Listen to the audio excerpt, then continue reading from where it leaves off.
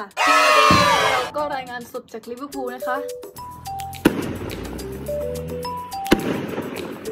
รายงานสดจากค่ะในห้องเลยค่ะอยู่บนเตียงนี่แหละค่ะโอ้ย